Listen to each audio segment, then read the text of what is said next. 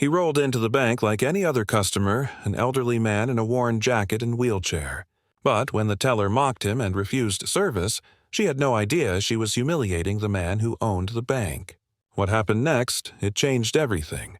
Dear viewer, what you are about to witness is not just a story. It is a powerful testament to the quiet power and pursuit of justice in places most people ignore. If this is your first time here, I warmly invite you to share where you are watching in the comments below. And if stories like this move you, challenge you, or make you think, consider subscribing and clicking the bell icon. We share voices that deserve to be heard every day. Thank you for being here. Now, let's get into the story. The sun spilled through the glass doors of First Coastal Bank's Naples, Florida branch, painting the polished marble floors with a warm, golden glow. It was 9 a.m. on a crisp spring morning, and the air carried the faint tang of salt from the nearby Gulf of Mexico, mingling with the sterile scent of lemon polish and fresh coffee. The lobby hummed with the quiet rhythm of a new day tellers, adjusting name badges, clients scrolling phones, the soft clink of coins at the counter. Into this scene rolled Benjamin Hall, a 65-year-old black man in a wheelchair, his faded denim jacket and worn baseball cap, casting him as just another face in the crowd. His hands, steady on the wheels, moved with purpose, but his eyes, sharp and observant, betrayed a deeper intent. To the casual observer, he was nobody special. But Benjamin Hall was no ordinary visitor. He was the silent owner of this very branch, a man whose wealth and influence were as carefully concealed as the notebook tucked in his lap. And today, in this sunlit lobby, he was about to uncover a truth that would shake the room to its core. Benjamin paused near the entrance, his wheelchair gliding to a stop as he surveyed the space. Naples, with its palm-lined streets and multi-million-dollar homes, was a city that wore its affluence like a badge of honor. But beneath the surface, Benjamin knew lay currents of exclusion, subtle but sharp. He'd grown up in the shadow of the civil rights era, his parents marching in Selma, their stories of resilience etched into his bones. As a retired investor, he'd built a fortune, quietly, never flaunting it, choosing instead to visit his branches unannounced to see how they treated those who seemed to have nothing to offer. Today was no different. He clutched a small notebook, its pages filled with observations from other visits, notes he shared with young entrepreneurs he mentored in his community. It was his way of giving back, of ensuring the next generation knew the power of seeing and being seen. He rolled toward the reception desk, his cap pulled low, his expression calm but alert.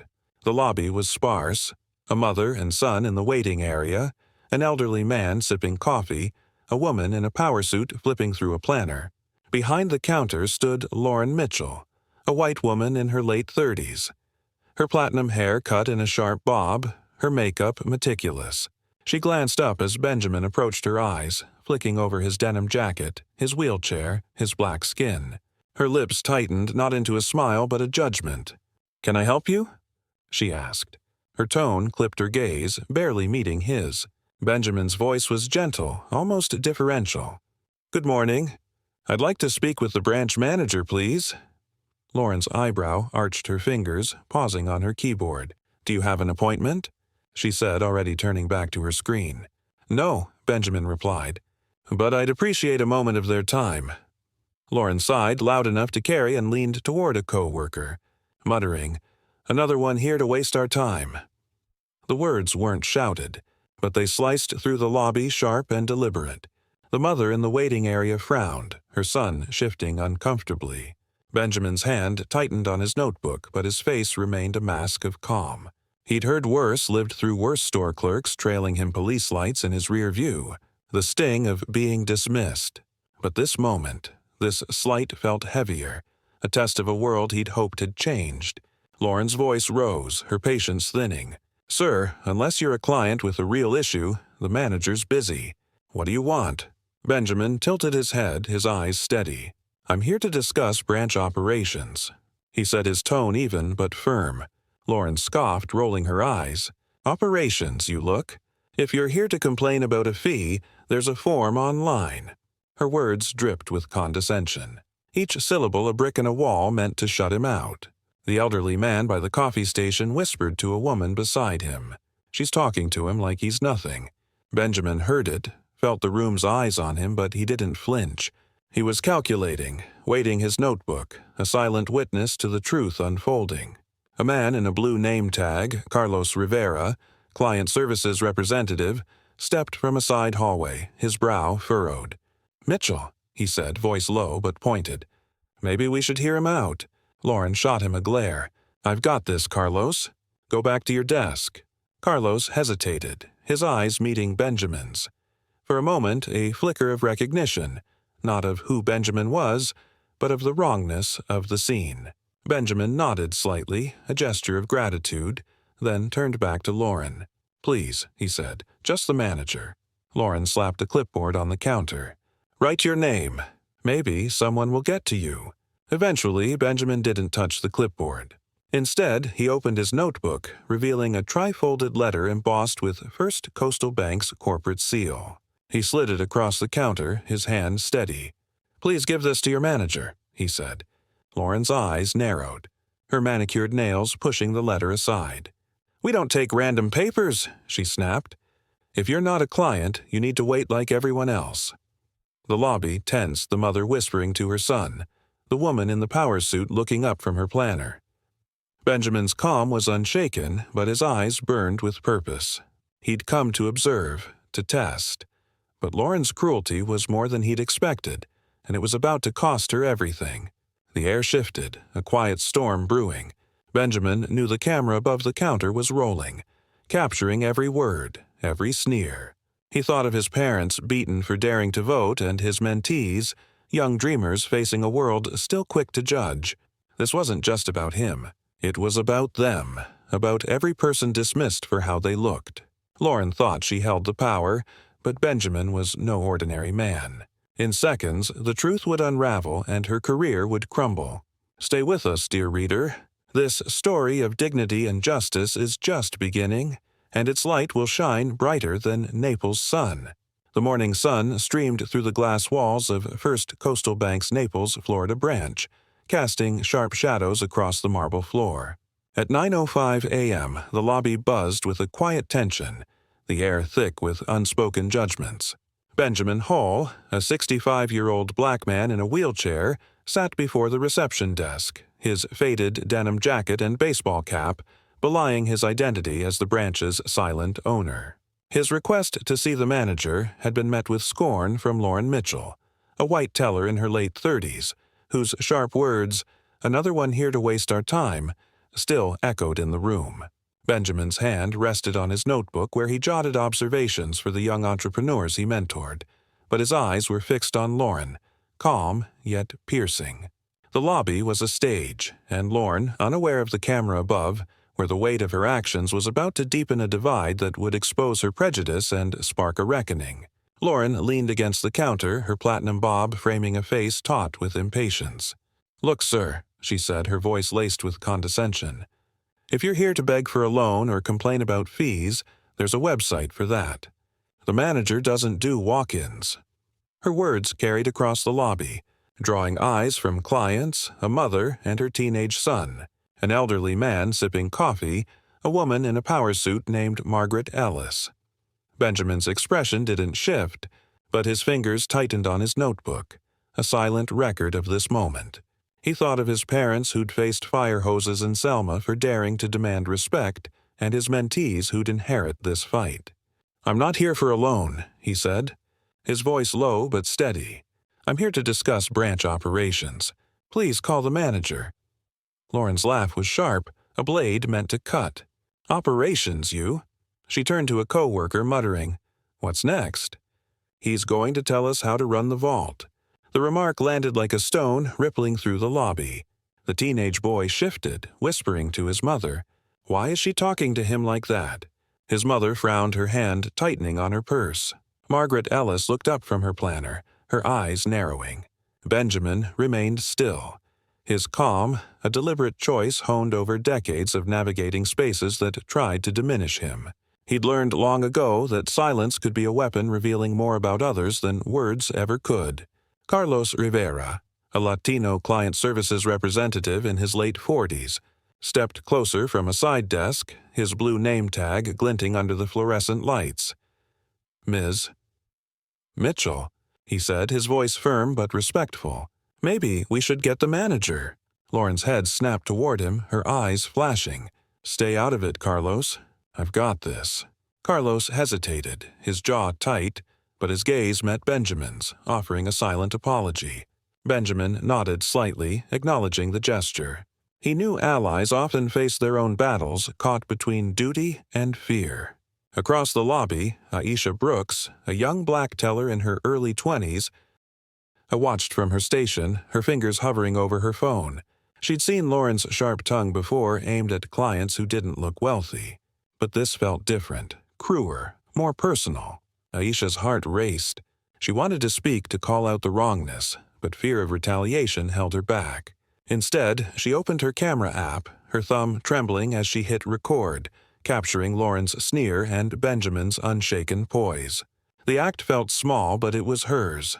A quiet rebellion against silence. Benjamin slid a trifolded letter from his notebook, its corporate seal catching the light. "Please give this to your manager." He set his tone even, but waited. Lauren scoffed, shoving the letter aside with a manicured nail. "We don't take random papers," she said, her voice rising. "You're not on the schedule, so sit over there and wait." Her gesture toward the waiting area was dismissive, as if Benjamin were cluttered to be cleared. The elderly man by the coffee station muttered, "She's treating him like a nuisance." Margaret Ellis closed her planner, her posture stiffening. The lobby was dividing. Some watched with discomfort, others with curiosity, a few with quiet anger. Benjamin's eyes flicked to a customer voice board on the wall covered with post-it notes from clients praising or critiquing the branch. An idea sparked a system where community feedback could hold institutions accountable, not just for service, but for dignity. He filed it away, his mind always working even in this moment of humiliation. "I'd prefer not to wait." He set his voice steady. "This letter is from corporate. It's urgent." Lauren's smirk faltered, but she doubled down. "Corporate you?" She laughed again, louder, drawing more eyes. "If you're corporate, I'm the CEO." Carlos stepped forward, his voice cutting through. "Lauren, enough. I'll take it." He reached for the letter, but Lauren slapped her hand over it. "I said I've got it," she snapped, her authority fraying. Aisha's phone trembled in her hand, the camera still rolling. The teenage boy whispered, "Mom, she's being so rude." His mother nodded, her eyes on Benjamin, who sat unmoved, his calm, a mirror, reflecting Lauren's prejudice. The room was no longer neutral. It was a battlefield of conscience, each person choosing a side with their silence or their gaze. Carlos picked up the letter, ignoring Lauren's glare, and scanned it. His eyes widened, his breath catching. "This is from the board," he said, his voice low but urgent. "Lauren, get Patricia now." Lauren froze, her confidence cracking. "What for this?" She gestured at Benjamin, her tone mocking but uncertain. Carlos didn't answer, his eyes locked on the letter seal. The lobby hushed, the weight of the moment sinking in. Margaret Ellis stood her power suit crisp and walked toward Benjamin. "Mr. Hall," she said warmly. "I didn't expect to see you here." Lauren's head whipped around her face, paling. "Mr. Halt." Benjamin nodded to Margaret, his smile faint but genuine. "Good to see you, Margaret." The room stirred, whispers rippling. Lauren's smirk vanished, replaced by a flicker of fear. She hadn't just mocked a client. She crossed a line she couldn't uncross. Benjamin's hand rested on his notebook, his parents' courage pulsing through him. The camera above recorded every word, every glance. Aisha's video captured the truth. And in seconds, the lobby would learn who Benjamin Hull really was. A man whose quiet power would end Lauren's career and ignite a movement. The truth was coming, and it would shine brighter than Naples' sun. The air in the First Coastal Bank's Naples, Florida branch was charged with a quiet electricity, the kind that hums before a storm breaks. At 9:10 a.m., the sunlit lobby stood divided, its polished marble floors reflecting the weight of a moment teetering on revelation. Benjamin Hull, a 65-year-old black man in a wheelchair, sat before the reception desk, his faded denim jacket and baseball cap, concealing his identity as the branch's silent owner. His calm request to see the manager, had been met with Lauren Mitchell's venomous scorn. Her words, "If you're corporate, I'm the CEO," still lingering like a bitter aftertaste. Benjamin's hand rested on his notebook where he recorded observations for the young entrepreneurs he mentored. But his eyes, sharp and unyielding, held Lauren in a gaze she couldn't escape. Carlos Rivera, a client services representative, clutched a corporate letter Benjamin had presented, his face pale with realization. Aisha Brooks, a young teller, recorded the scene on her phone, her heart pounding. The lobby client staff and a woman named Margaret Ellis watched, sensing a shift. The camera above the counter rolled, and Benjamin's quiet power was about to unmask a truth that would shatter Lauren's world. Lauren stood behind the desk, her platinum bob framing a face now etched with unease. Her earlier arrogance had cracked her smirk, replaced by a flicker of doubt as Carlos's urgent words, "Get Patricia," now hung in the air. She opened her mouth to protest, but the lobby's eyes, curious, judgmental, expectant, silenced her. Benjamin remained still, his wheelchair a throne of patience, his demeanor a lesson in resilience. He thought of his parents who'd faced batons in Selma for their dignity, and his mentees who looked to him for courage. This moment wasn't just about Lauren's prejudice. It was about every dismissal he'd endured, every assumption that his skin, his chair, his quietness made him less. His mantra, born from decades of struggle, steadied him. Truth waits, but it never hides. Carlos held the letter, its corporate seal glinting like a verdict. "Lauren," he said, his voice low but firm, "this is from the board. Do it." Lauren's hand trembled as she reached for the phone, her manicured nails clicking against the receiver. "Patricia," she muttered into it, her voice barely audible. "You need to come out." She hung up her eyes, darting to Benjamin, then away as if looking at him might confirm her growing fear. The lobby hushed the teenage boy, whispering to his mother, "Something's up." His mother nodded, her gaze fixed on Benjamin, who sat with a quiet gravity that commanded the room. Aisha's phone shook in her hand, her camera capturing Lauren's faltering confidence, Benjamin's unshaken poise, and Carlos's resolute stance. She'd hesitated to speak earlier, fear of Lauren's authority holding her back. But Benjamin's presence, his calm, his refusal to shrink, stirred something in her. She thought of her grandmother who'd worked as a maid in Naples mansions, enduring slights for a paycheck. Aisha's recording was her resistance, a small act of defiance for a world that too often silenced her. Margaret Ellis, the woman in the power suit, rose from her seat, her planner tucked under her arm. She walked toward Benjamin, her heels clicking on the marble, and bent slightly to speak. "Mr. Hold," she said warmly, her voice carrying across the lobby. "It's an honor to see you here." Lauren's head snapped up, her face draining of color. "Mr. Holt." The name landed like a gavel and the lobby stirred. Whispers, gasps, a client's chair creaking as they leaned forward. Benjamin nodded, his smile faint but genuine. "Margaret, good to see you." The familiarity, the respect in her tone was a thunderclap, shattering Lauren's illusion of control. Lauren's voice cracked. You know him."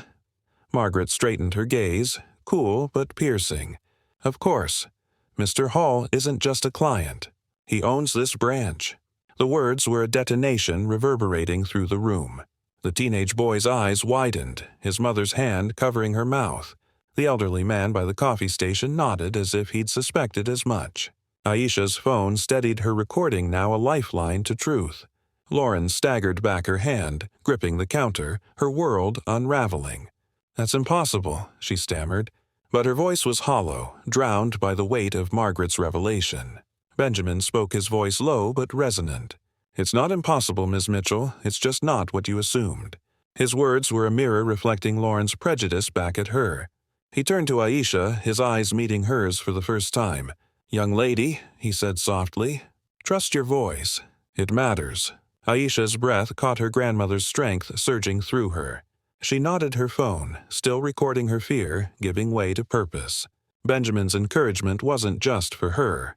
It was for every person in the lobby, a call to see beyond appearances. The hallway door clicked open, and Patricia Coleman, the branch manager, stepped out, her face, a mix of confusion and urgency. A woman in her early 50s with a nonsense demeanor. She scanned the room, her eyes landing on Benjamin. "Mr. Holt," she said. "Recognition." Donning her voice tinged with respect. "I wasn't expecting you." Benjamin nodded. "That's the point, Patricia." He gestured to the letter in Carlos's hand. "That should explain my visit." Patricia took it, her eyes skimming the text, her jaw tightening. She turned to Lauren, her expression hardening.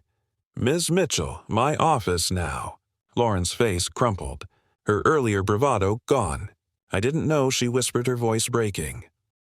If I'd known, Benjamin cut her off, his tone, gentle but firm. "You didn't need to know who I was to treat me like a person." The lobby fell silent, his words a verdict that hung heavy. Patricia's gaze flicked to the camera above, then back to Lauren. "Let's go," she said. Her voice clipped. Lauren hesitated, her eyes pleading with Carlos, with Aisha, with anyone. But no one met her gaze. She followed Patricia, her steps unsteady, the door closing behind them like a final curtain. The lobby exhaled, whispers rising. Carlos handed the letter to a coworker, his hands steady but his eyes shaken. Aisha lowered her phone, her heart racing, knowing her recording held power. Margaret returned to her seat, her planner open, but her eyes on Benjamin, a quiet nod of respect. The teenage boy whispered, "He's the boss." His mother smiled. "He's more than that." Benjamin wheeled back slightly, his notebook open, jotting a final note. Naples 9:10 NEC a.m. Truth revealed itself. The camera kept rolling. Aisha's video preserved the moment, and Lauren's career was seconds from collapse. But for Benjamin, this was just the beginning, a spark that would ignite a movement for dignity and change. The sunlit lobby of First Coastal Bank's Naples, Florida branch pulsed with a quiet reckoning at 9:15 a.m. The air heavy with the aftershock of truth. Benjamin Hull, a 65-year-old black man in a wheelchair, sat near the reception desk, his denim jacket and baseball cap masking his role as the branch's owner. Moments ago, his identity had been unmasked, shattering teller Lauren Mitchell's arrogance.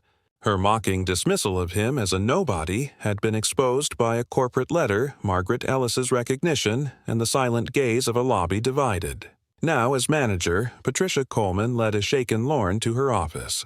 Benjamin's calm presence anchored the room, his notebook open, his mantra steady. "Truth waits, but it never hides." The camera above the counter rolled Aisha Brooks's phone, held the footage, and the consequences were in motion. A tide of justice that would reshape the branch and beyond. Patricia's office door closed with a soft click, but the lobby felt its weight. Benjamin wheeled back slightly, his eyes scanning the room. Carlos Rivera, the client services representative, stood with arms crossed, his face, a mix of relief and resolve. Aisha, the young teller, lowered her phone, her hands trembling but her spirit emboldened by Benjamin's words. "Trust your voice." Clients whispered, the teenage boy and his mother exchanging glances, Margaret Ellis jotting in her planner. The customer voice board on the wall, covered with post-it notes, caught Benjamin's eye again, its potential as a tool for accountability growing in his mind.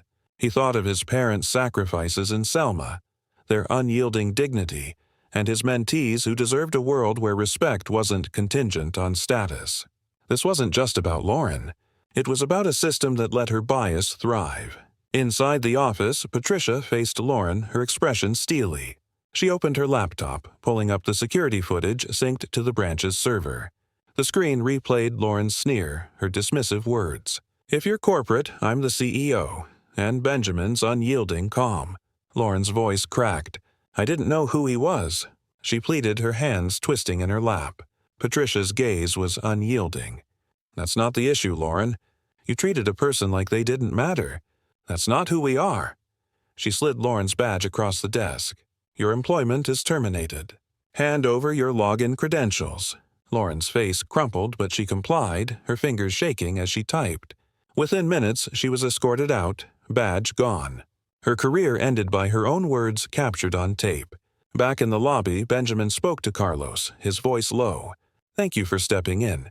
Carlos nodded, his eyes heavy. "I should have done more, sir." Benjamin's smile was gentle. "You did enough." He turned to Aisha, who approached hesitantly, her phone now in her pocket. "I recorded it." she whispered. "Will it help?" Benjamin's eyes softened. "It already has." Her courage, sparked by his encouragement, was a victory in itself. Patricia emerged, her face somber but resolute. "Mr. Holt," she said, "I failed this branch by letting this slide too long. What can we do?" Benjamin's response was immediate, born from years of quiet vision. Start a respect-first initiative training co-designed with community leaders to teach empathy, not just policy. Make this a place where everyone belongs. The lobby stirred, clients nodding. Margaret jotting the idea down. Aisha's footage, shared with Patricia, sealed Lauren's fate and set the branch on a path to reform. Corporate scrutiny loomed, but Benjamin's initiative offered Hope a blueprint for change. As he wheeled toward the door, the teenage boy called out, "You're awesome, sir." Benjamin chuckled, his heart lifting. The camera captured it all, and Aisha's video would soon spread a testament to truth. Lauren's downfall was swift, but Benjamin's vision was enduring a spark that would ignite a movement for dignity across Naples and beyond. The golden light of a Naples, Florida sunset bathed the community center where a crowd gathered months after a morning that changed First Coastal Bank forever. Benjamin Hull, a 65-year-old black man in a wheelchair, stood at a podium, his denim jacket replaced by a tailored blazer. His baseball cap gone, revealing eyes that held both wisdom and warmth. The respect-first initiative born from his confrontation with teller, Lauren Mitchell's prejudice had transformed the branch and sparked a movement. That day, when Lauren mocked him, unaware he owned the bank, her career ended in seconds. But Benjamin's quiet dignity ignited ripples of change that reached far beyond Naples' sunlit shores. Lawrence's firing, cemented by Aisha Brooks's video and security footage, exposed a culture of bias. The branch, under federal scrutiny, adopted Benjamin's initiative empathy training, co-designed with community leaders, now a model for banks nationwide. At the center, Benjamin spoke his voice, steady but rich with emotion. "I didn't come to that lobby to punish anyone," he said. "I came to see if dignity was offered freely. It wasn't, but today we're building a world where it is." The crowd, clients, staff, young mentees, leaned in, some tear-airy others nodding. Aisha, now a lead teller, stood proud, her courage inspired by Benjamin's words. "Trust your voice." Carlos Rivera, promoted to assistant manager, clapped softly, his allyship a beacon. Benjamin's impact deepened. Naples Community College launched the Benjamin Hull Fellowship, mentoring minority students in finance, a legacy for his parents' civil rights fight. At the launch, a shy scholar thanked him, saying, "You showed me I belong." Benjamin's heart swelled, thinking of his mentees who'd carry this forward. Patricia Coleman, the branch manager, shared how the Customer Voice Board, inspired by Benjamin, now collected digital feedback nationwide, empowering clients to shape banking culture. Margaret Ellis, a client that day, organized forums where residents and police discussed trust, extending Benjamin's vision. "He saw the person, not the chair," she told the crowd, her planner, now filled with reform ideas. A teenage boy from the lobby, now a fellowship applicant, whispered to his mother, "He's why I'm studying law." Benjamin overheard his eyes misting. This wasn't about him. It was about them, about every person dismissed for their appearance. As the event ended, Aisha approached. "Your notebook," she said, smiling. "It changed us," Benjamin chuckled. The truth did that, driving his old Acura home. He felt his parents' pride, their Selma scars healed by hope. Naples was changing, and so was America. One voice at a time. This is your story, too. Where's your voice board? Your stand. Join a forum. Share this story or challenge bias where you stand.